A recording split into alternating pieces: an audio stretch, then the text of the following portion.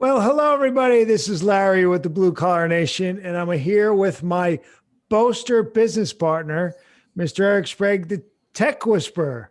Yes, I said boaster because this is the ego podcast, and sometimes you wear the ego very well, I must say. So I thesaurus that up for you. Thesaurus that for me is a verb?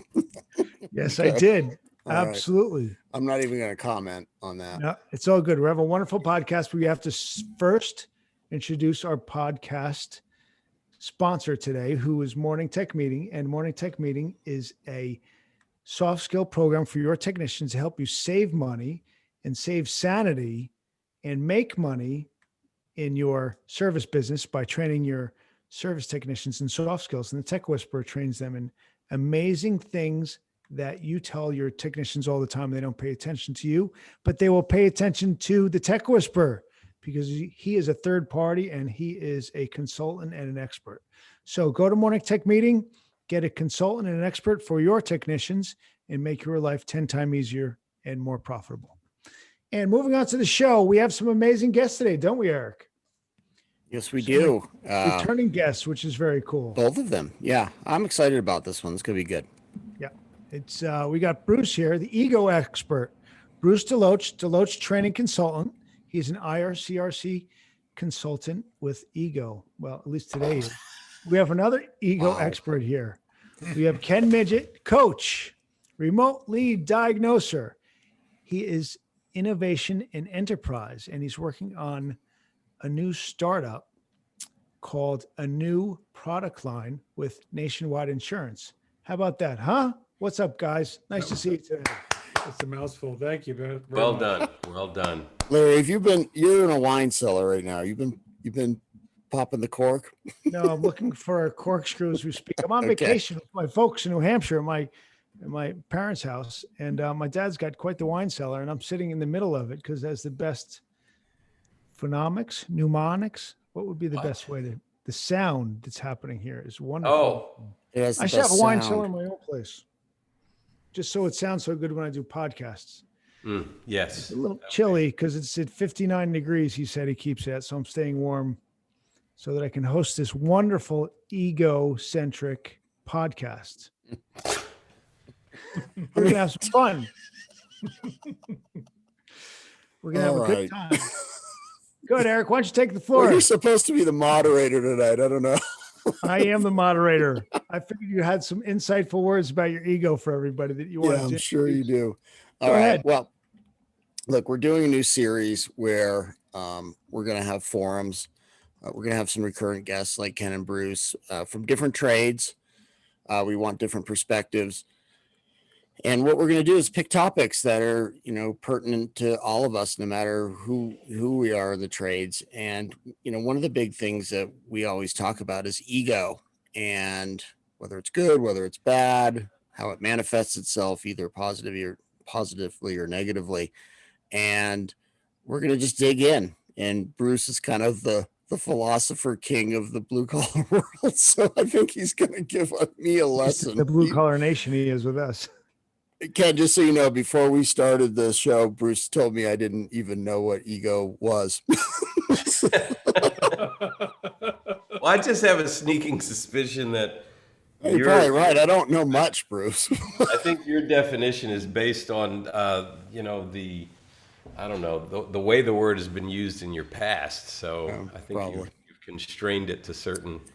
Anyway, so limited we're going to definitions. change it up a little bit this week. Larry's going to act as moderator, and then he's going to keep He control. cut you off and- because that's the first question I'm going to ask. So I'll be the nice guy about it. All right. I'll bring that question back to you, Bruce. It's okay. I know you All have a right, good Larry, answer. I'm going to turn the mic over to you. Thank you very much.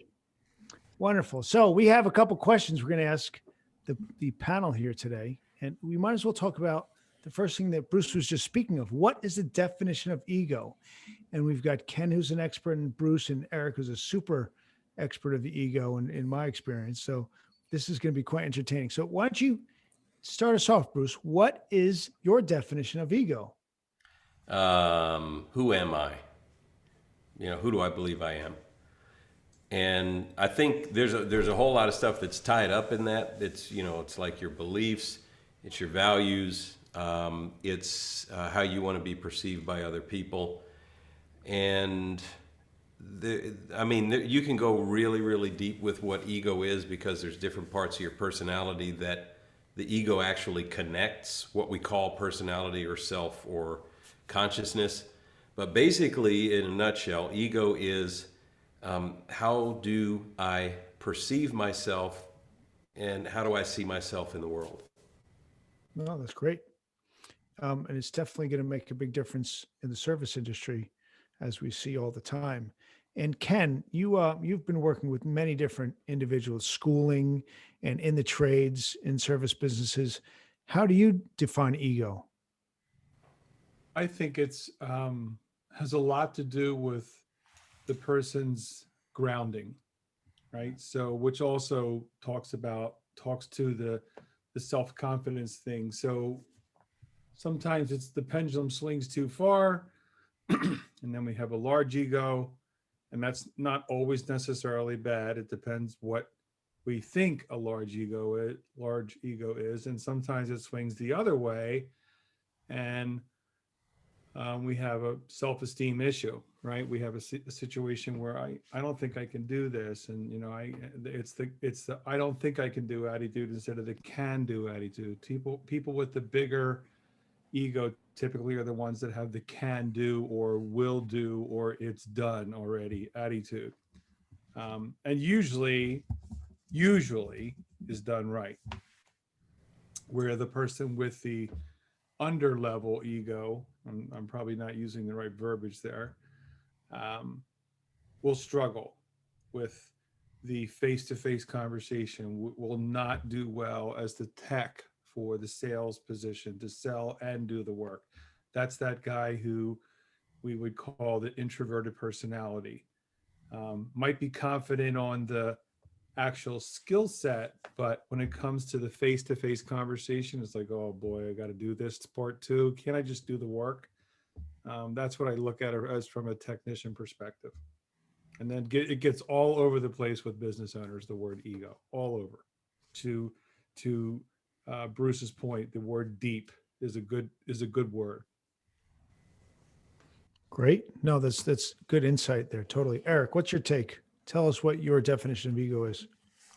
When I think of ego, I think of self-regard, self-esteem, pride, having a high opinion of yourself to a degree. And Ken kind of mentioned that it can go, good or bad, depending, we talk about it all the time, Larry. We've talked about on the podcast where, almost every business owner, who's most of the people listening, you have to have a healthy dose of ego to even think that you have the skill to start a business. The problem is that same self-regard can also get you in trouble as you start to try to build a team and scale. And I guess that's how I think about ego. Well, it's different in management and leadership than it is with the technician or the owner that's the sole proprietor. Completely different.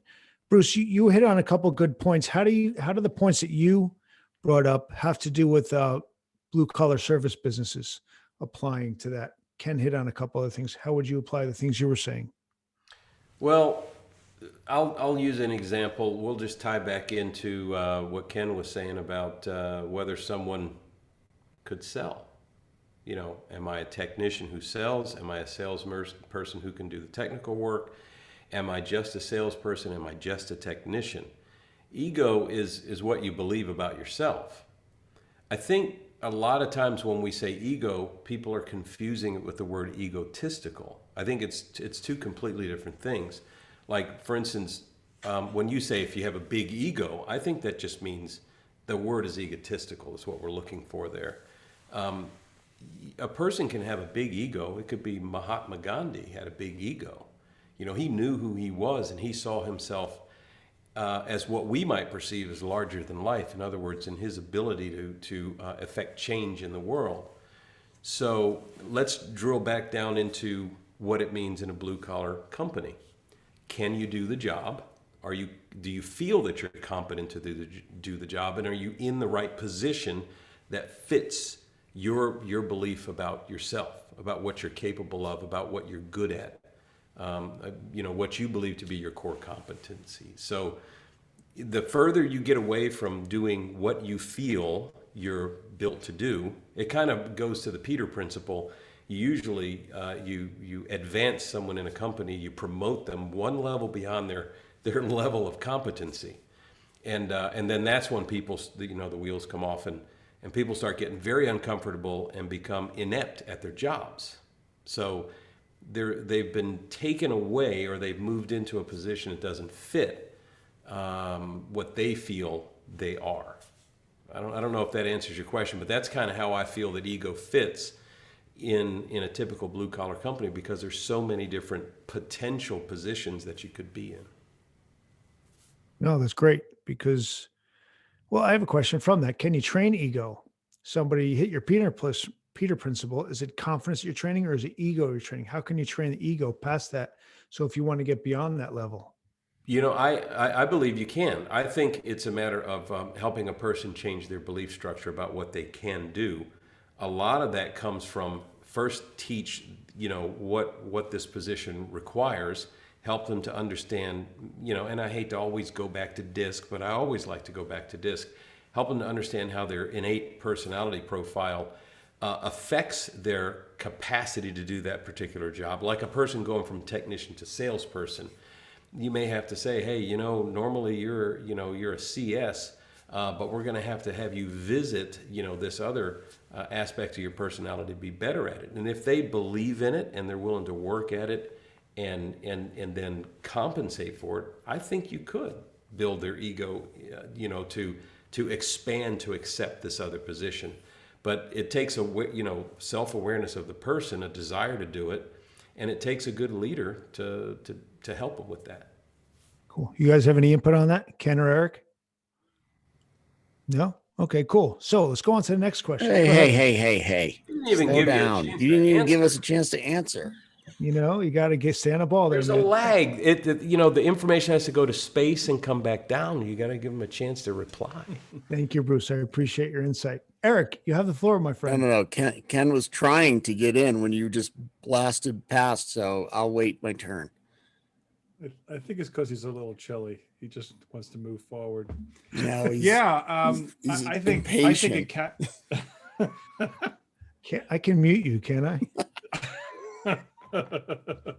I think it absolutely can be coached and trained, and there's two different things there. So, training is disseminating the information to the individual what they need to know to be successful, and coaching is watching them absorb it and tweaking each move they make to make them feel more confident about whatever the skill set is you're trying to train them to do. I don't believe personally in the motto or the phrase, you're just not cut out for this. I think you can do anything you want to do in the world, depending on how much energy you want to spend in it. I mean, within reason. I don't think I could be, at my age now, I don't think I could be a national athlete swimmer if I wanted to be. But I could probably get pretty close. I just don't think I could be a competitive one, right? I could do what I could do to make my own record. So it's about the person's psychic and their approach and how they're asked too. I think that's a big problem is, you're going to be the new service manager because Joe quit. Well, okay. What do you mean? Did I get a choice in the matter? No, we need a service manager. So I think that versus the other side of that is, hey, we want to start to get you in the office and start to make you think about what it's like to be a manager. And these are some of the steps we're going to take. And, you're going to shadow the existing manager 1 day per week, and we're going to pay you for it. Those kinds of things, a blended environment. And I think the coaching part comes from you identifying the things if you're the leader, you identifying the things that you notice they do well and what they need to work on. They need to have the learner needs to have the feedback, right? That's my take on it. Right on. Eric? Well, I'm going to reference DISC as well. I mean, I know we talk about it a lot, but you know, when we're talking, I agree with everything Bruce and Ken said. But then, if you know the person you're dealing with, you know that what their traits are. Like, let's say they're a C, very analytical, uh, need to be right, don't like a lot of change. Moving them into a new position, you know, might take a different set of management skills than it would to move a D into a position, because they're risk takers and they're willing to just give it a go. And I'm not afraid to fail. And, you know, so I think a lot of it first comes down to, you can't have that, the healthy portion of ego, unless you have some competence. And you know, Ken was saying, you're shadowing somebody, you know, Larry, you and I used to do a mastermind with John Maxwell's Leadership Gold for people that we were thinking of teaching to become managers, to see if they'd even like it. So the ego comes with the ability to feel like you know what you're doing. That's number one. But I think also not everybody's going to display their ego in the same way, and you have to understand that and then work with that. Because, you know, for technicians, for example, most of them are SCs or CSs, neither like change a lot, you know, so it's going to take time and explanation and kid gloves to get them to say move into management or move into becoming an estimator. Whereas, you know, some guys I think don't want to take the time to train, and therefore they're not using that person to their full capacity. Absolutely. And a lot of that's people that don't understand DISC out there. It's moving an introvert to an extrovert position.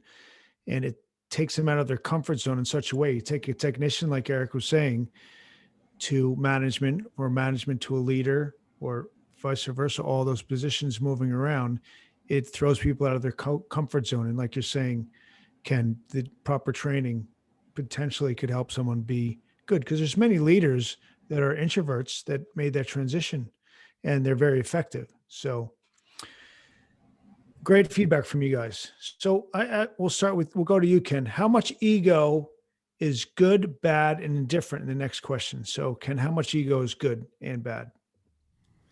Well, there's no such thing as perfect. I would say that enough ego to feel confident to do whatever the task is, whether you're the owner, whether you're the CEO, whether you're the technician, doesn't matter what position it is in the company, you've got to be able to have confidence in the skill that you're being asked to do at the job site, right? Or job. So having too much, that one I would have a hard time going the other way. I don't want to re-divert your question, but when we talked about is ego trainable, I think when the person's the other way, that's challenging. We can probably revisit that specific thing. But having too much. So what do you mean ego the other direction? Like going from a leadership to a management, having to lower their ego, or no, like somebody who is, to use Bruce's terminology, egotistical, like ego is so big that they can do everything perfect. They don't need to train. They're just so good at everything. And, you know, that guy or girl, that's the one that I'm not sure that I would feel comfortable saying I can fix that person. You know, just give me some time. Give me a couple of weeks. I can fix that person, because I know there's going to be listeners that all have that technician that has the, you know, I'm the best. And even if he or she has the best numerical or fiscal stats, doesn't necessarily make them the best technician.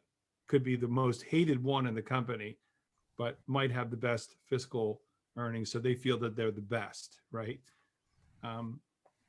So that person is a lot more challenging than the one who is, we'll use the words introvert, that you need to bring up to the scale. So bad would be, in my eyes, bad would be somebody who is egotistical, over the top, that they can do anything. You know, there's no fear, there's no decisiveness. There's no thought, just jump in. Next thing you know, they're knee deep in poo and can't get sideways or forwards or backwards. So that would, to my business, in my interpretation, that would be the bad one. Good would be the person that has a level playing field and can contribute as a team member, does not feel that they are skilled in every single skill set that the company offers. If they're a leader, they know their limitations. They don't try to do something that they can't do well, right? So you hire somebody like these two guys I know that help with technicians. I won't mention any names, but oh yes. They hire somebody to help their technicians along with that and help the managers. Lots of times, you guys have said in podcast after podcast, many times it's the owner that's the problem. And the problem is because the owner's got too big of an ego. Yeah. Well, right? Look, I can't quantify this. I'm probably got the biggest ego of the four guys sitting here. You're egotistical. Yeah, and if a square could be any bigger, it would be. Yeah, I know. Well, no, it pains me because, my first real management job, I mean, my ego was exactly how Ken explained it. It was completely out of control. Everything was going to come through me because I was the smartest guy in the room, all the BS that goes with that. And I didn't recognize it at the time. I thought it was all a positive, that I was driving people to do what needed to get done. And what I was really doing, that would work in the short run. I could get people to do what I want them to do for a period of time. But then all of a sudden, what happens? You start getting high turnover. Nobody's listening to you anymore. Like, they'll only do that for so long. And then I went all the other way and I became, Captain Humility. And then what happened? Everybody's running over me and I'm just trying not to lose my mind and be the old Eric. And then it was finding a balance where I could still exhibit some ego, but yet deal with people in a way that was acceptable. Am I the only person on this panel that's struggled with this? Apparently. Nope. No, you're not. How did you have to struggle with it, Ken? Go ahead. Definitely as a business owner in the first of the two businesses, man, I went through employees like grease through a goose. I could not. And it was really because of my ignorance in running a business and understanding what it took to manage people. It was that transition into the second business that I spent a lot more time educating myself to be a people person first and then worry about everything else. Everything else will fall into place if you take care of the people. Take care of the people take care of the customer, right? So, but my biggest struggle was in the first business, to Eric's point, is no one could do it fast enough. It was new construction, right? So I would do XYZ task in 5 minutes and someone else would take an hour and a half, and that was not an exaggeration. That would be some of the situations. And Ken, it never dawned on you to just train him to do it in 5 minutes. Right. It's like, what are you doing? Can you work any slower? Because I need you to work slower. I want to see if you can actually do it. That's going to be your challenge, is to see, because I know you can't work any faster because you've already proven that. So let's see if you know how to work slower. Just for my own amusement, I used to say to myself. So yeah, that was probably the best example of, I thought they were going to be as good as me and work as hard as I did. And just come and work and want to be there every day. And that, obviously that's a major learning curve to go through. So there you go. That was me when I was being an Eric then. Yeah. No, I was the same way. Bruce, what about you? I mean, you were an electrician for a long time. Yeah, when I was an electrician, and by the way, the nature of that industry is, I don't know, electricians are funny guys because, and ladies, we all think we're the smartest people on the job site. I mean, we're electricians. We're the smartest ones, right? But to answer the question about how much is good, how much is bad or indifferent, because that was an interesting question, because I never thought about how much. I never thought about quantifying ego. But so if we take ego as the definition of what you believe about yourself, your capabilities, about your place in the world, in the universe, whatever. I would think that when you say how much is, I think really it's how much value do you place on your perspective of all of that, your place in the world, your intelligence, your abilities, all of that, your knowledge, your beliefs, how much value do you put on that? And I think when you get to the point where you think that you have the only valid position in any given situation, that's when there's too much. And when you think that your position has no value, that's too little. So I think a healthy ego is one that says, this is my belief structure. This is how I see this. I know that there could be some other perspectives, and they could be completely different than mine. And even though I can't say one is right and one is wrong, I can admit that they both could be equally valid. So, for instance, the ability to do a thing, a task. I always thought my technicians would never be able to get the carpet as clean as I could get the carpet, or I thought nobody could bend conduit the way that I could bend conduit, or I could read blueprints or whatever. And then the time came when I had to understand that actually there are people who are better than me at all of those things, and there's a lot of people who are not as good at me at all of those things. But at the end of the day, can we work together as a team, and are we going to accomplish the mission? And if we can accomplish the mission, then all of that other stuff about the subtleties and the nuances of the best way to do this or the best way to do that become irrelevant. So I think a healthy ego is one that can accept that there are other possibilities and other ways of looking at things and doing things that are equally as valid as yours are, even though they might be very different. I think there's also the issue of how if your ego is higher, right? Which, for a lot of owners is kind of the case. It depends on how it manifests itself, whether it's good or bad too. So like for me, I always had to have the biggest truck, the biggest office, the biggest desk. I was the loudest guy in the room, all of that. Yet it was much easier for me than Larry to let people go do their job at maybe 70% of what I could do. Like I got that. Larry's ego, Larry didn't care Larry didn't care if he had an office, but Larry's ego would not allow him not to go, I'm doing air quotes, fix things on the job site. And that's a whole different type of ego. It's not as easy to spot. Mine was easy to spot. I pull up, everybody knows what I'm all about in 5 minutes. Larry's. He would throw the wrench in somebody's head if they were screwing up. No. Well, maybe a long time ago, but not anymore. Duck. How do you think we all got here, Larry? But no, that's not true, Larry. I was the guy who was much less apt to on a job site get angry. You were more apt to get angry. More on the job site. You get more upset at the office. Yeah, but my point is that it isn't always easy to spot who has this ego that causes friction in a company. Sometimes it's the people who aren't as loud and boisterous. It's that C technician who just can't accept that everything's not perfect. That's ego. That can slow a job site down. Absolutely. I think you just hit the nail on the head, is that we all have the potential, even though we might be reserved. Because I think somebody hit on it earlier today, or early in this conversation, they were saying outgoing versus reserved.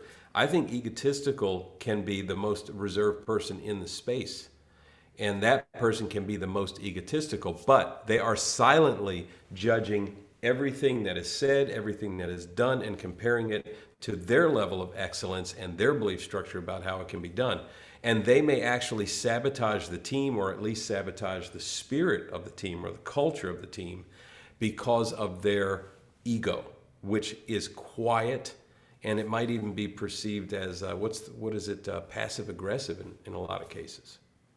That's a good point. Yeah, the locker room chit chat, or the other banter that could happen from that person could drag a team down because things are just not going the way they want them to be. So Ken, you spent a lot of time, teaching kind of the next generation of plumbers coming up. Did you do any prep on this kind of stuff with the young people who are coming up so they might avoid some of the stuff that we all went through? Well, we did have a ducking exercise, so for the pipe wrenches, just kidding. Did we lose Larry? Did Larry? He'll be back. So we spent time on that. This kind of blends a little bit and touches into the face-to-face thing I spoke about earlier. Millennials notoriously will do something with a phone so much faster than they'll do face-to-face. They'll and things that maybe as a parent you would try to teach moral values to be able to learn how to have the difficult conversations face-to-face and not do it by text. Don't call your boss and quit by text. Maybe you should walk in a formal environment and say, look, this isn't working out for me, that kind of thing. So there was a lot of that went on, that type of soft skill coaching and training to them. I can't honestly say we had this conversation that we're having today, but we did talk about learning to flex and be acceptant of what is happening with the job site. And, take, as an apprentice, do every task and do it with a smile, even if you don't like it, even if you think that you're a quote, air quotes, above it, right? Just do it and do it with a smile, because you're not going to do it every single day. You might do it every single day for 30 days or 2 days or a week, but you're not going to do it every single day. So just do whatever they ask you to do and be happy about it and move on. And that I think kind of delges into the word ego, because somebody who has a bigger or larger ego could very easily see themselves above, cleaning up or stocking a truck or hold the ladder or anything that we would all look at as maybe a mundane task, realizing that that's all part of your skill set is to learn how to do those things. Can I speak to that? I want to tell a very, very short story. Ken, you just hit the nail on the head. I don't know where I got it from, but I do have to tell you this. When I was like 21, 22 years old, and I don't want to charge this with anything negative, but I showed up from the north down here in Georgia, and showed up on a job site to do electrical work. I was hired sight unseen just based on my experience. I'd already been an electrician for 6 years when I was 22, because I started when I was still in high school. So anyway, I show up on this job and I'm getting paid pretty good money. And the foreman comes up, he sees me, he takes one look at me, and he judges, makes a judgment. Young, kind of dark complected, kind of curly hair. Okay, we know your position. And so he hands me a broom and he tells me where all of the electrical rooms are. And he says, we need you to go in and clean all the electrical rooms, because the guys have been in there running pipe, pulling wire, doing all this and doing that. And I said, okay. And I grabbed a broom and, was among one of the highest paid sweepers. And I started at the top, started working my way down, and those rooms were spotless. And then the guy who hired me shows up on the job. And he sees me sweeping. He says, what the heck are you doing? And I said, well, Felix told me to do this. And so, there was a conversation. But I have to tell you, it never wounded me at all. I wasn't angry. I wasn't upset. And I think it had something to do with my father, my stepfather, who always said exactly what you said. Just do it. You're getting paid. It doesn't matter what you do. Just do it.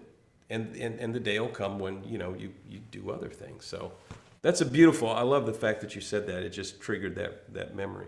Well, and I think a good leader in a service company or a trade or whatever, I had similar stuff. I remember I was working a job. I was pretty young and I was doing like the worst thing ever.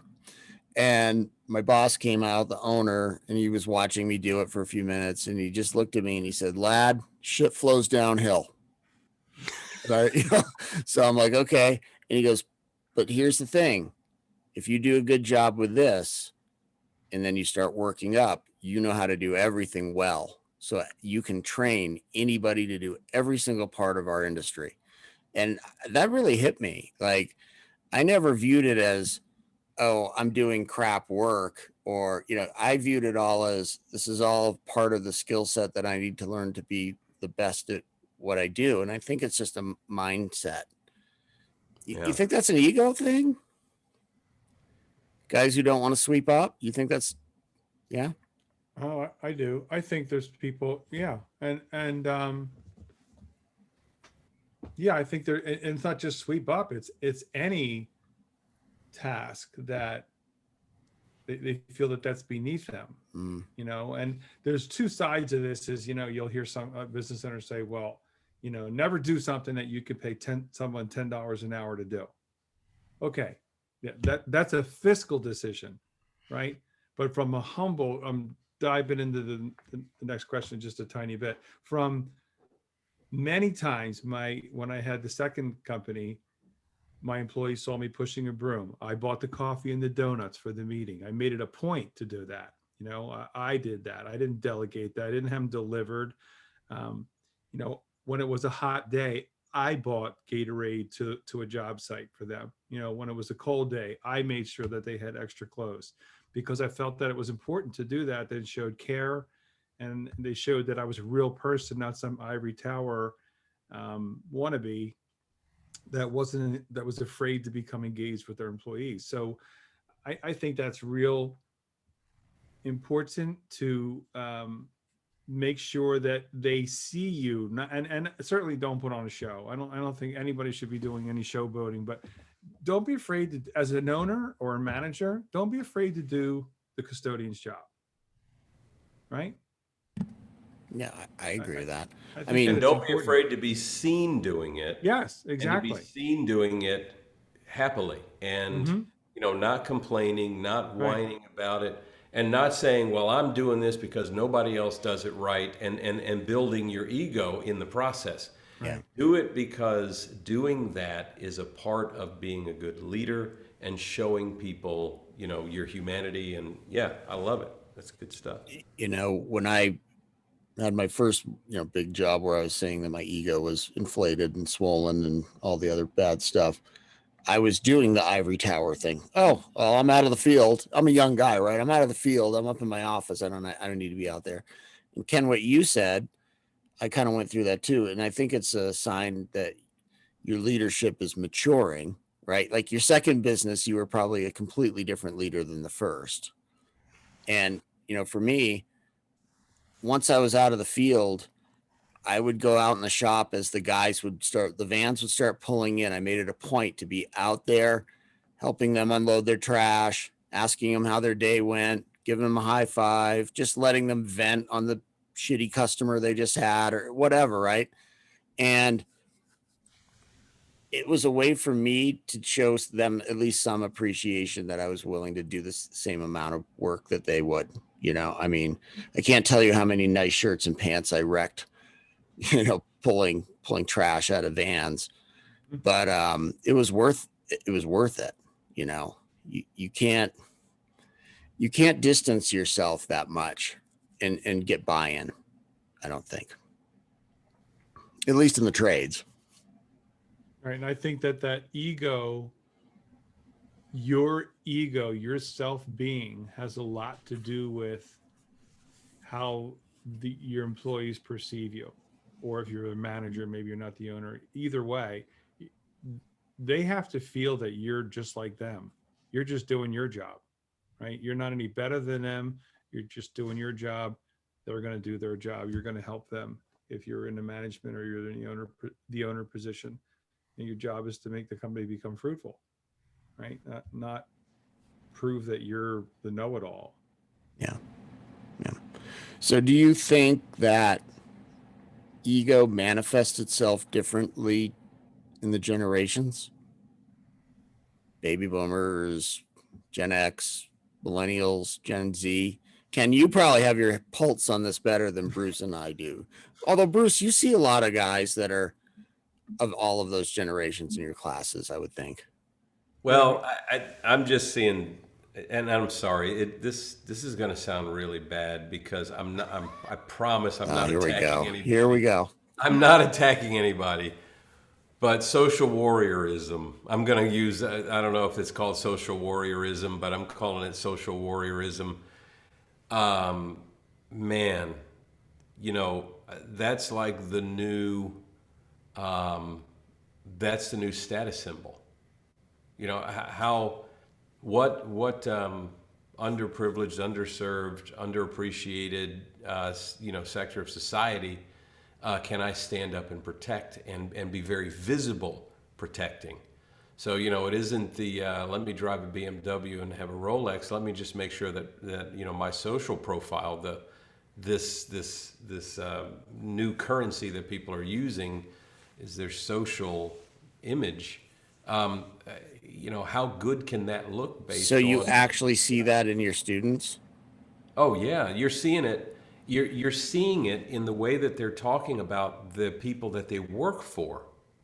So in other words, I have students call. I give my number out to everybody who comes to my class gets my phone number, and I literally have students calling me up and they complain and they talk about the fact that, you know, their boss doesn't care about this, that, or the other thing, or their company is not doing this or that, or I believe we should be doing this, and a lot of it has to do with that, you know, I just want to say social awareness. So they think that the business should have the same policies and belief structure that they do, and the owner should. So yeah, I do see it. I'm seeing them that they think that their values are the right values, and to the degree to which the business owner or the direction of the business or the mission of the business, vision of the business, you know, goes away from that, then that business is going in the wrong direction. Yeah, I do see it in young people, a lot more than the past. It used to be that, like when I worked for a company, I thought, I want to move in the direction of the company, work for the company, and help grow the company because the company owners are rich and they know what they're doing, and I want to have a part of that. And now I'm seeing, you know, a lot of murmuring in the other direction. And what about you? Yeah, there's the whole, definitely in the high schoolers. And there's the whole other part, that conversation that takes place that the business owner or the service manager is not even aware of, about how the employees feel in a given circumstance. Like, you know, they'll use all the different formats for social media, chat, Snapchat and Twitter and Instagram, and they'll have their own conversations about what happened or how they were treated. Which that's a whole other level. It's kind of going away from the ego discussion, but that impacts the social media, absolutely impacts. And my time spent with them was getting them to understand the difference of when they should use, and from a business perspective and from a professionalism perspective, when they should be using the social media and when they should not. So a vivid example is, if you got the opportunity to go on a job shadow, which was the first step to be able to go on cooperative education, the last thing you should do is sit in the truck with the technician and twiddle your phone all day. You know, you need to put the phone away and you need to engage with the technician. And you know what, if you don't feel confident to talk about what you're doing, where you're driving to, where you're going to do when you get to wherever the end result is, whatever the job is, then just ask a simple question. Hey, how'd you get into this business? How'd you get started? Listen to the person's story. The 99% of the time, unless the technician is a whack job, they're going to tell you how they got started, right? And sometimes, even when they are a whack job, they tell you how they I get was started. going to say, that's the first Don't guy that's ever gonna do tell this you. job. Stay the hell out of this. A mess. Don't work here. Don't be a plumber. You know, run as fast as you can. Larry and I had a guy that he was a plumber that we were marketing to with our water damage, and we were taking him out golfing or beers or whatever it was. And I said, how'd you get into this? And he goes, Well, I was dealing drugs and I got 2 strikes. So I only had 1 strike left. So I became a plumber. Yeah. So anyhow, I think that was the role that I felt I needed to play as a leader in with the high schoolers, is that, show them when it's acceptable and when it's not. If you want to use the word protocol or etiquette, and certainly, as I said previously, learn how to have the difficult conversations face to face, and at a minimum on phone, and forget about doing them with texting and with social media. And I'll add one other thing. I used to use the word drama that I spoke about earlier about, the backline conversations about how somebody was treated in a company. Drama never fixes anything. It never, ever, ever has fixed something in a company that was a problem. There might be a result from the drama where enough people find out about a given problem because the owner is a jerk and everybody just quits. But that's what's going to happen whether there was drama or not, right? So it never fixes the problem. So I always try to tell people to be patient and be courteous, but when you feel something's wrong, then you need to have the conversation about it. And It's interesting what you guys just said. that. Sorry, Ken, I didn't mean to speak. No, go ahead. It's interesting what you and Bruce just said, because, Larry and I most of our employees were millennials, but to be honest, we didn't really have a lot of guys who were doing the social warrior thing. That's a new dynamic to me. Yeah, that was very helpful because we'd see it in other companies in the meantime. A lot of guys are bringing us up that are members of Morning Tech Meeting, and we're like, yeah, it's a different beast. Yeah. And, there's a lot of ego tied up in that. Oh, this is how the owner should behave. This is how the owner should treat, this or that or the other thing. And it's like, we all know this. The owner's trying to make payroll. The owner's trying to get you to do the job right so he can get paid, pay you, and move on to the next. Keep the business going. Yeah, that was always my thing. It was just like, I would love to engage all of this thought, but I don't have time for that. We need to keep this ball rolling forward. Well, and I don't want to go on the wrong side of this thing, but because I'm not saying that we shouldn't look out for others at a social level. It's just that the company is a different platform. The company's there to perform a job, to do certain things. Every company has a culture, just like every country has a group of cultures. Every dynamic of a group of people, team, everything. There's a culture. When you sign on to work for a company, you kind of like join into that. And it's okay to not like certain things about it, but you need to work in alignment with it to fix it. You don't, so I guess that's the big thing I'm seeing, is that a lot of young people today are exposed to a lot more information than we were. They've got a lot more information than we had. And they're seeing the things that are happening in businesses, on a scale that we have never been able to perceive when we were coming up through the ranks. And so if we see these little things happening in our business, we want to jump on it immediately, and try to fix it and say that this is what is wrong in this company. And it's not necessarily what's wrong in that company. It could just be a part of that company's growth. So where the ego comes in is saying that my belief on this matter is more important than the mission, the vision of the owners of this company. That's where I think the ego portion of this comes in. Well, and I'll do it from how I taught our techs, and like Larry's much more of like a social warrior than I am, right, Larry? And, Totally. And that was a bone of contention for you and I when we started our business, because I was like, we have no opinions politically, religiously, like we're there to do a job.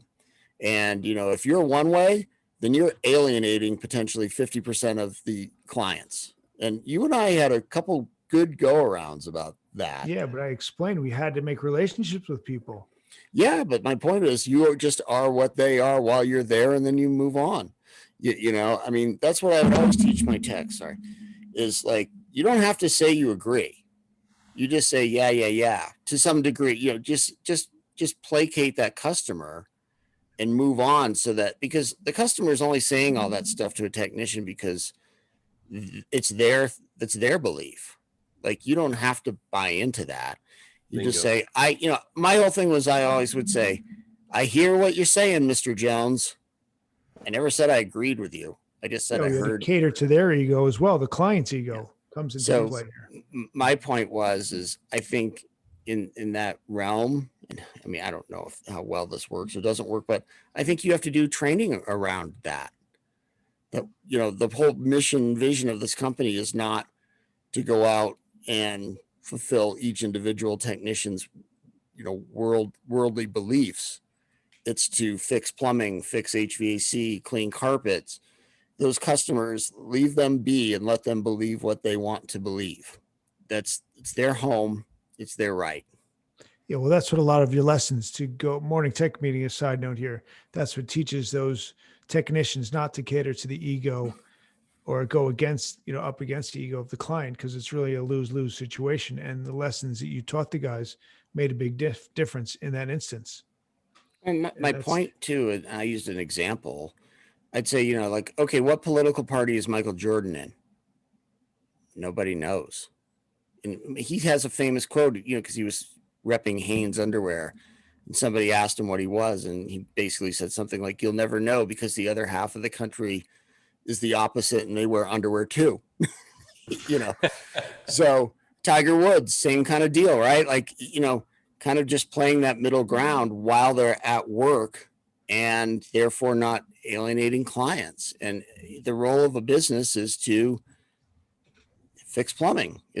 I personally don't believe that we should go into a situation and bring our own ego that we would want to make all of our beliefs known to a client. I just don't think that's necessary. I personally don't think that's necessary. I mean, if anybody else has an opposite opinion, I'm more than willing to hear it. I don't. I just, I think I used to use the terminology, and I actually had students Google this. When in Rome, do as the Romans do. Exactly. And I had people, after I said that 3-4 times, that they started Googling it. I don't know what answer they got, and I just said, what I mean by that euphemism is that when you're on the clock, you're on the clock. So you need to smell, act, behave, and talk the way your company's paying you to talk. You're a professional, and it doesn't matter if you're an apprentice professional or you're a journeyman or a master. It doesn't matter what your statute is. It matters that you're being paid to act and smell and act a certain way. And if your company's investing in training you to adjust those behaviors, that's even more important, that you emulate that when you are on a job site. Yeah. So Larry, you kind of had the opposite feel for me. Why don't you explain that? No, it was just, you didn't want anybody to know any political or feelings or judgments or either way. And I would just say, no, it's important that people know how we feel, because you have to have discussions with people, because you're creating relationships with people and you're trying to connect with people, and you have to have opinions on things if you're going to have a relationship with people. I mean, maybe not in their home when they're playing Rush Limbaugh and you're cleaning the carpet. You don't want to jump into that scenario with them, but visiting a property manager and you're talking to them and they have things on their wall or an election's coming up, you can have a conversation about it. You don't want to swing either way, real far and have like a gigantic debate and have a knockdown, drag out discussion about it. But you have opinions, because that's what relationships are with people. And that's what worked for us. And I was trying to engage with the people, engage with your referral sources, engage with your bigger clients, and that will make a bigger difference in the relationship moving forward, because they will respect what you think. Generally speaking, most people are not so opinionated. They don't want to talk to you if you don't believe exactly what they feel. Yeah, Eric's rolling his eyes. I don't agree with you. Sorry, this is one of the few 15 years later, I still don't agree. This is one of the few times when I think that there's, that there is a right side of the conversation at a business level. I think Larry, I think in spirit you're right, but I think in practice Eric is correct. And here's why. We're establishing a relationship that requires us to provide a service or a product at an agreed upon price, blah, blah, blah, blah, blah, et cetera, et cetera.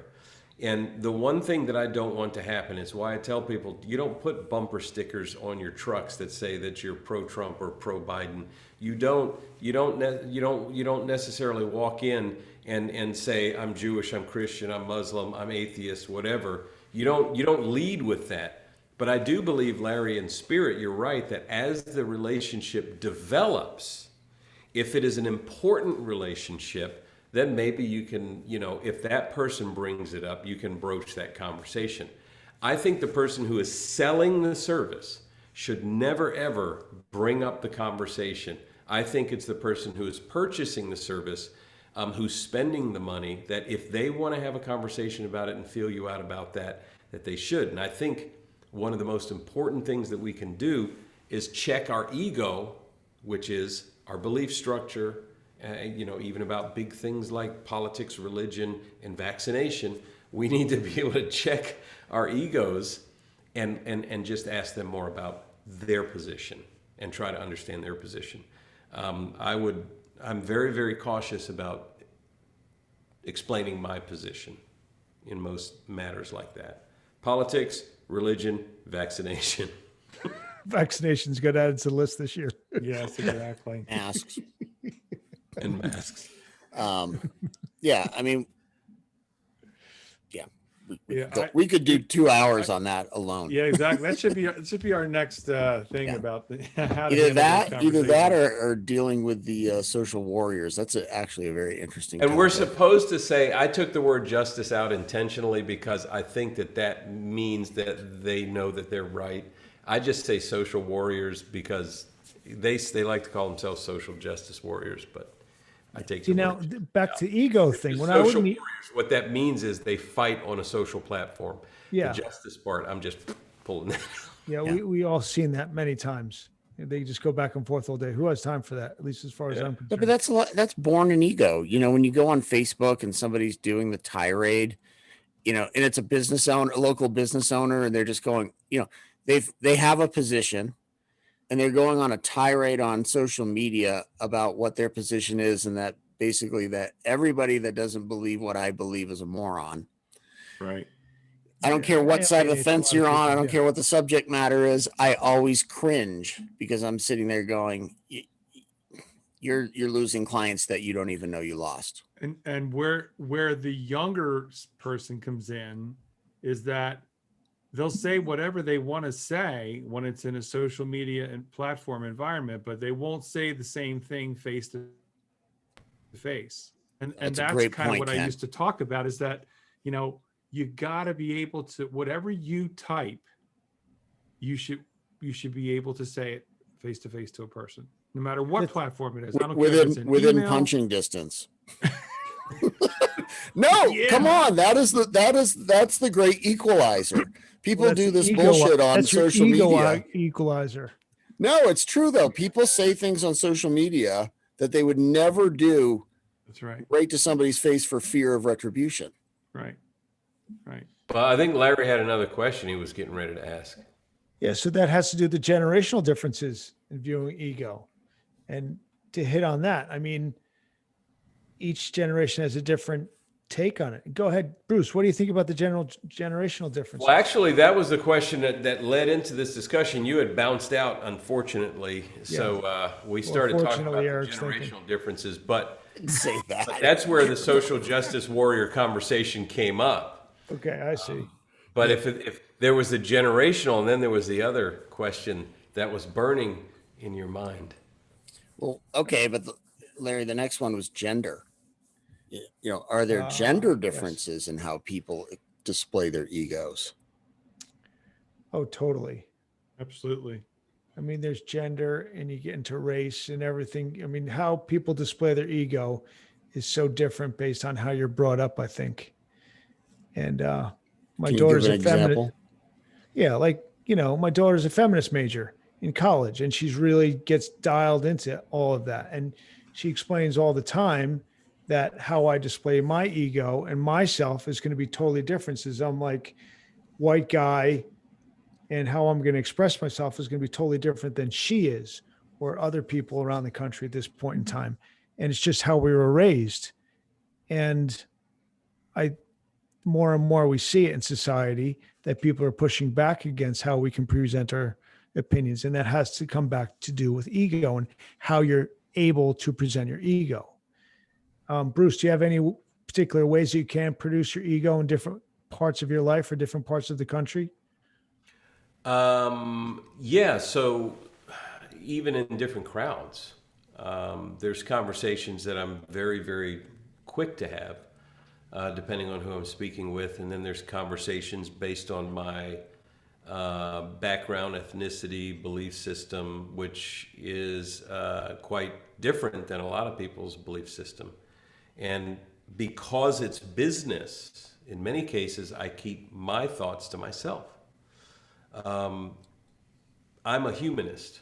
I'm, probably the best way that you could say it is I'm an agnostic atheist.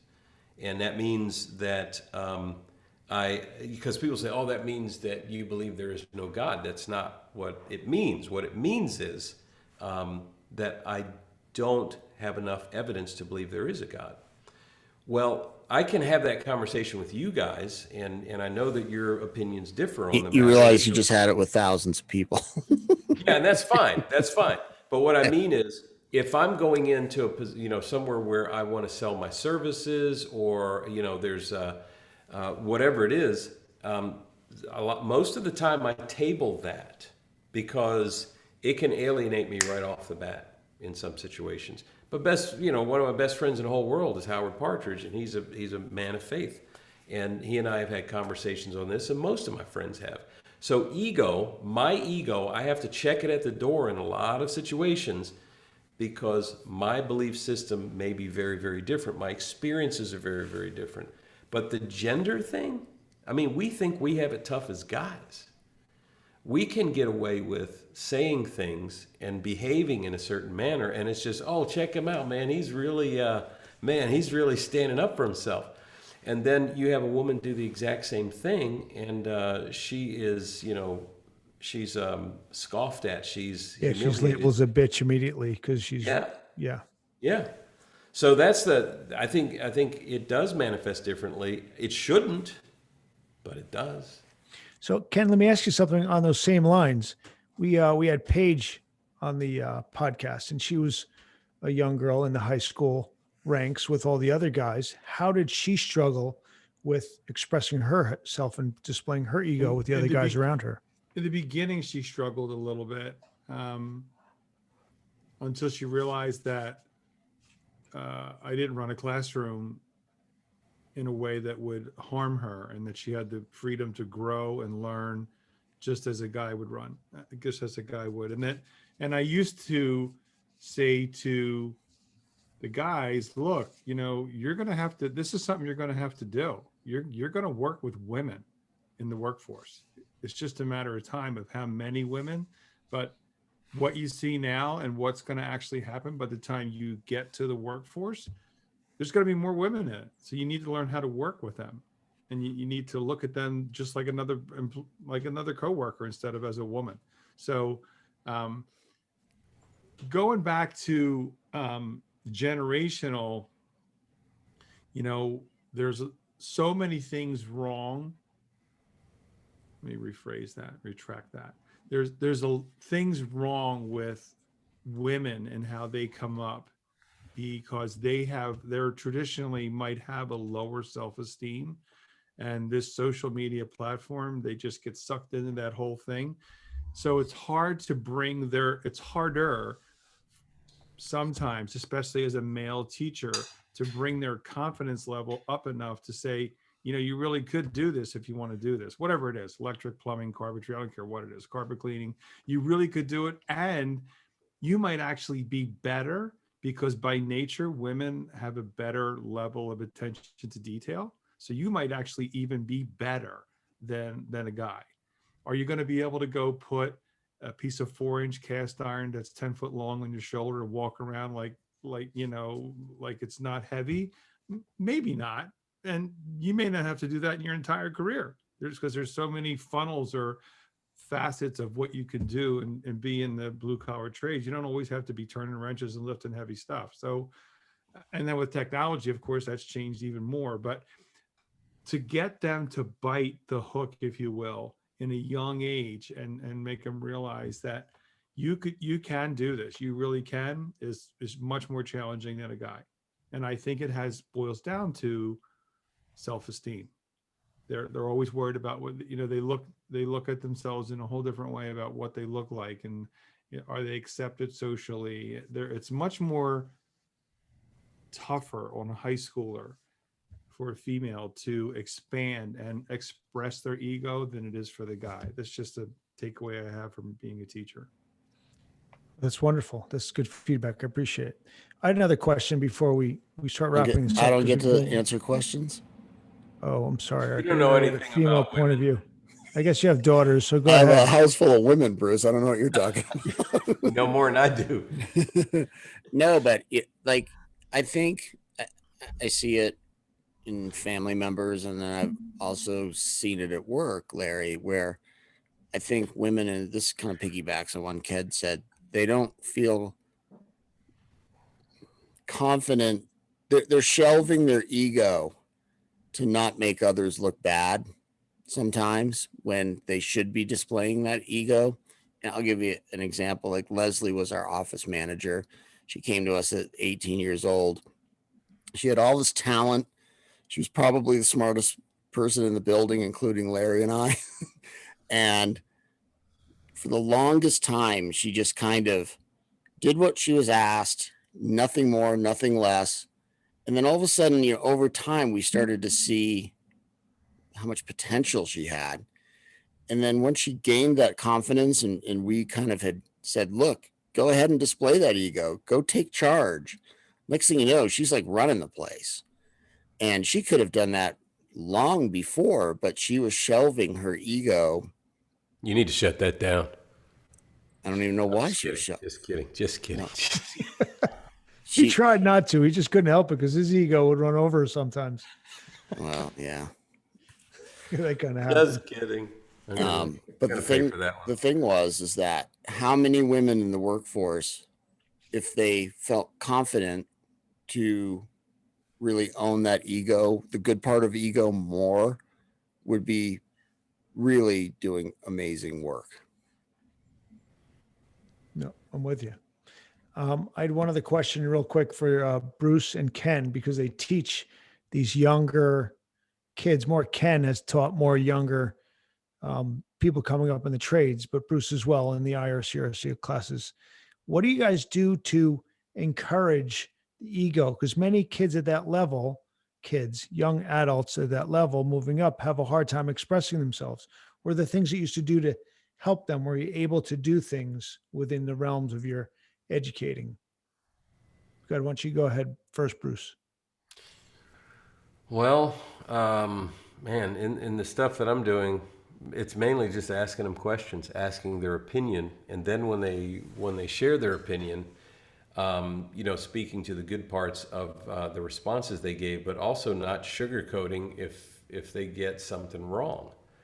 So in other words, you can say, you know, that's a good thought, but you're off base on this thing, and here's why, and then we can go back and talk about something, and you know, giving them the respect of knowing that I don't have to sugarcoat everything for them.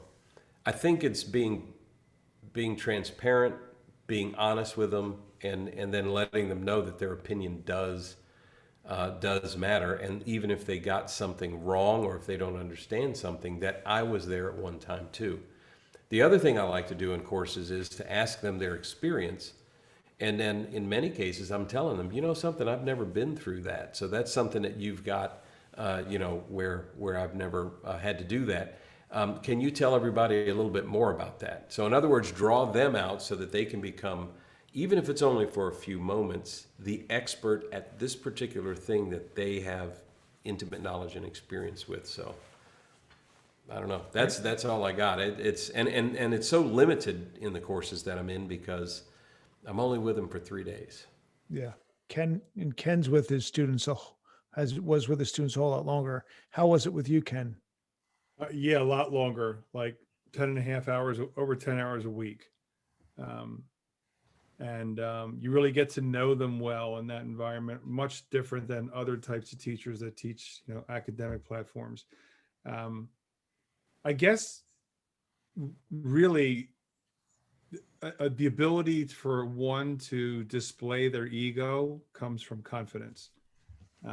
So confidence comes from them doing something at the skill level that's necessary. So many times, I always had a rule: you can approach me and ask any question you want. There are no dumb questions. But if I respond by saying, that's a great question, let me know how you make out with the answer, and I walk away, I'm teaching you to be resourceful. I'm not trying to be a smart aleck, right? I'm teaching you to think, because the world wants thinkers. If I give you the answer every time, all you'll do is come to me. So that, proliferated and expanded into them asking their peers for questions, which, created a bigger group environment, team environment to get the job done. But when a student would have a hard time building a project, whatever it may be, I don't know, putting a faucet on a sink, they just couldn't understand the theory and concept of a basin wrench. I would spend a little bit, and I say a little bit, 90 seconds of time. And 30 of the 90 seconds was telling them that they have what they need to do the work. I really don't need to show them anymore. And if you give it enough time and you're patient with it, it will come. So doing that more often than not resulted in them building their own self-esteem and confidence in what they were doing, which increased that ego. And immediately when they would be done the skill set and they'd have that big smile, I would say, I'm so happy that you got this. It really makes me feel good inside. Now I want you to go teach that person over there.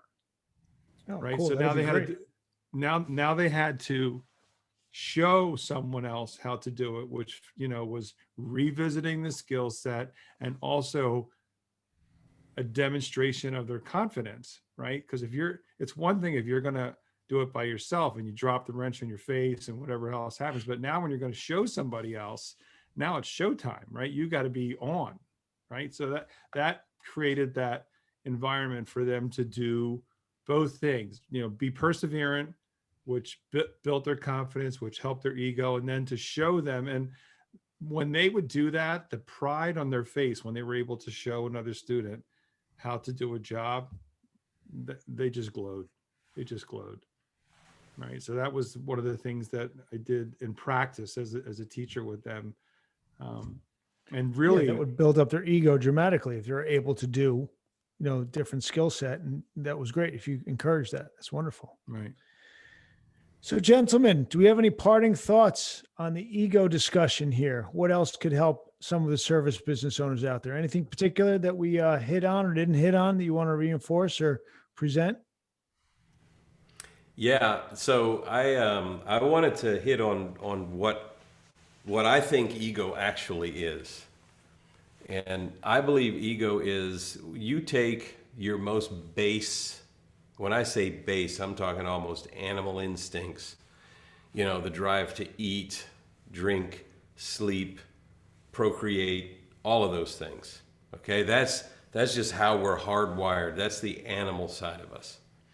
And then if you take the other side, you take the side of that we're taught, whether it's religion, philosophy, your parents, what you're trained on a job, what you learn from either Zig Ziglar, Brian Tracy, or Donald Trump. Whatever it is, you take all of those things. So you got this over here, the basic you. You've got this over here, what society has thrust upon you.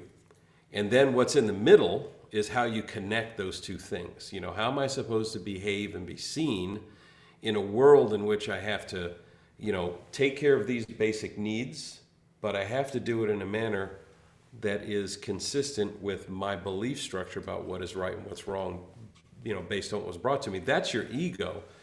And the closer that you can get to what you think is right, in how you behave, how you interact with other people, I think the better off you'll be. And I think that there's three levels, and I just want to throw this out.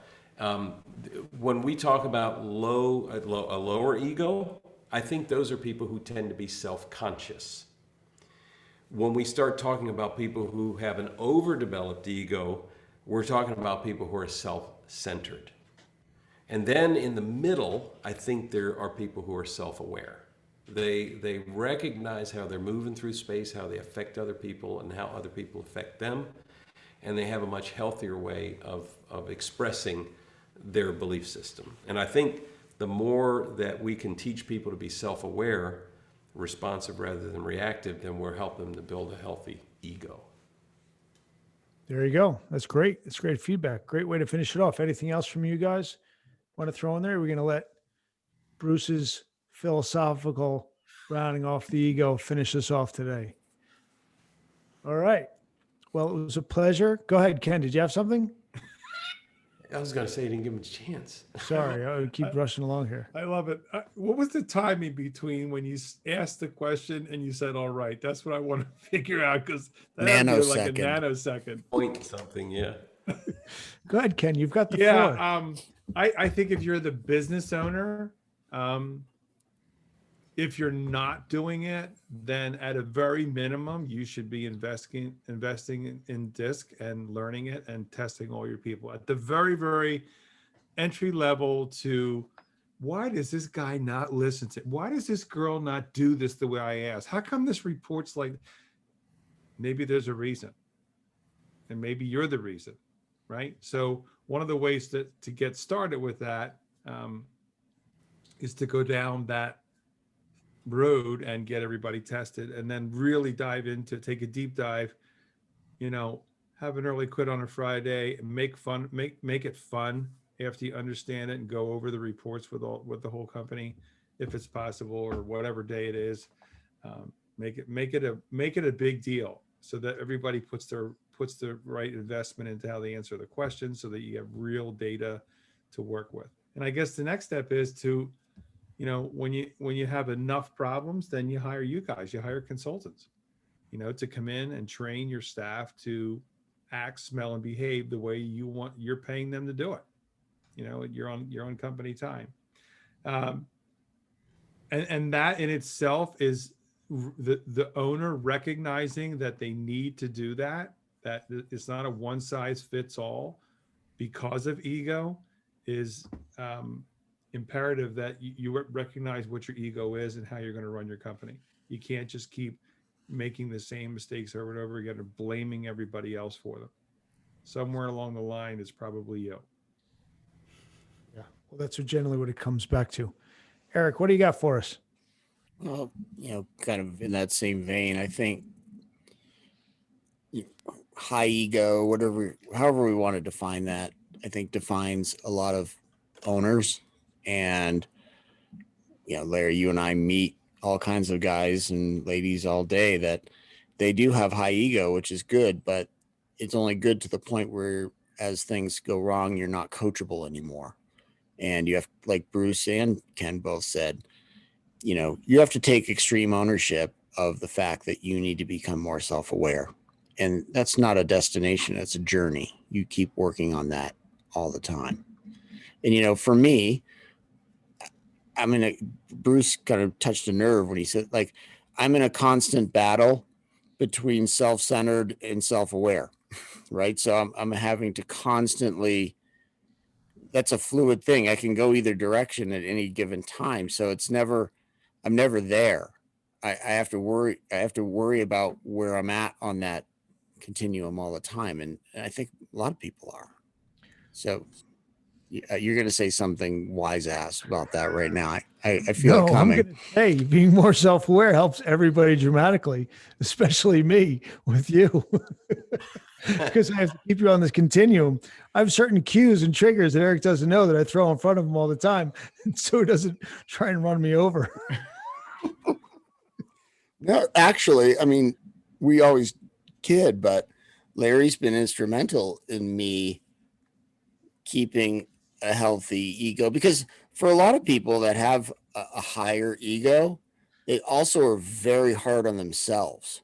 Mm-hmm. So it's like this weird thing where my ego looks out of control, but inside I'm beating the crap out of myself all day because it's never good enough. And that Larry, on both sides of that spectrum, has learned to manage me, which helps me. And then it does help everybody else. But a lot of people don't have a Larry if they own a business. So who's going to hold them accountable? So what I would suggest, if you have like a real egocentric business partner, hold his hand and stroke his hair on a regular basis. It helps. I thought when he was managing you, you were hanging him out the window by his feet. I've tried that. It doesn't work. You can't pick me up did that anymore. a couple times. More the holding hands and stroking the back of the head works well. I'm just picturing this. We'll get into your ego in the next episode, Larry. Okay, perfect. Anyway, we appreciate everybody that's hung into this wonderful episode with these amazing gentlemen that we've had. And we hope you enjoy this and it's benefited your business. And we are going to see you on the next podcast. And today we are out. Thank you, gentlemen. See ya. Thank you. Thanks, y'all.